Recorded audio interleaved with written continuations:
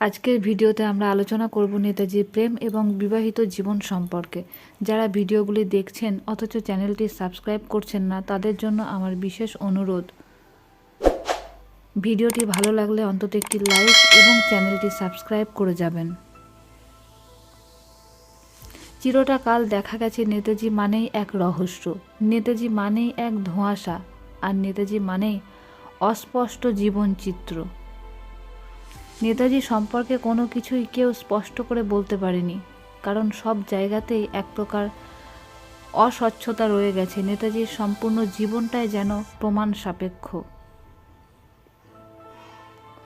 নেতাজির মতো একজন বিপ্লবী নেতা, যার জীবনের প্রধান লক্ষ্যই হচ্ছে দেশকে স্বাধীন করা, সেরকম একজন মানুষের লক্ষ্য যে কখনো এক নারীর দিকে পড়তে পারে, এ যেন ভারতবাসীর কাছে অকল্পনীয় ব্যাপার।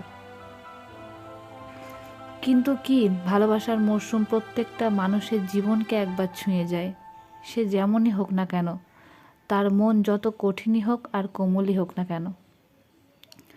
দ্য ইন্ডিয়ান স্ট্রাগল নামক বইটি লেখার সময় নেতাজি ভীষণ ব্যস্ত ছিলেন। তখন তার একজন অ্যাসিস্ট্যান্টের প্রয়োজন হয়েছিল, যিনি ইংরেজি এবং টাইপিং খুব ভালোভাবে জানবেন। সেই রকম একজনকে তিনি তার অ্যাসিস্ট্যান্ট রাখবেন।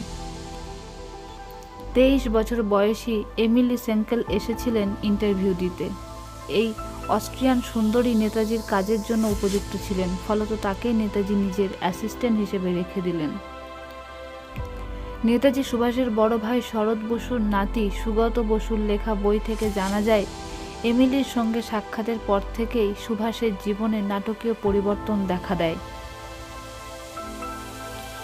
সুগত বসু বইটিতে আরও লিখেছেন, প্রেমের আভাসটা সুভাষচন্দ্র বসুর দিক থেকেই এসেছিল। ধীরে ধীরে সেটা একটা রোম্যান্টিক সম্পর্কের দিকে মোড় নেয়।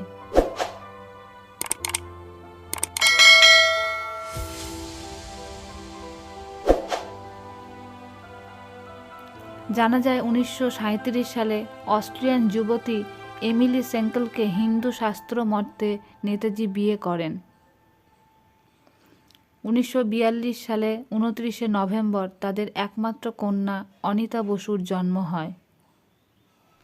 তবে মানুষটি তার জীবনে বেশি দিন তার স্ত্রীর সঙ্গে থাকতে পারেননি। সব মিলিয়ে মোটামুটি বছর 3 তারা একসঙ্গে কাটিয়েছিলেন।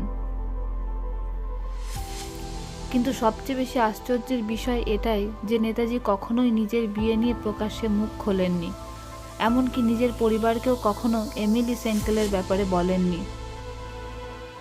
নেতাজির বিমান দুর্ঘটনার পর রাজনৈতিক মহলে বিভিন্ন মানুষেরা যখন নেতাজি চরিত্র নিয়ে কাদা ছোঁড়াছুড়ি করছিলেন, তখন তার দাদা শরৎ বসু নেতাজির স্ত্রী এবং কন্যা সম্পর্কে খোঁজ নেন এবং তাদের কথা জানতে পারেন। শরৎ বসু এবং তার স্ত্রী দুজনে মিলে এমিলি এবং অনিতাকে নেতাজির স্ত্রী এবং কন্যার পরিচয়ে বসু পরিবারে নিয়ে আসেন। তারপরই নেতাজির স্ত্রী এবং কন্যা প্রকাশ্যে আসে বলে জানা যায়। আজকের ভিডিওটি এ পর্যন্তই। ভিডিওটি ভালো লাগলে একটি লাইক এবং চ্যানেলটি সাবস্ক্রাইব করে যাবেন।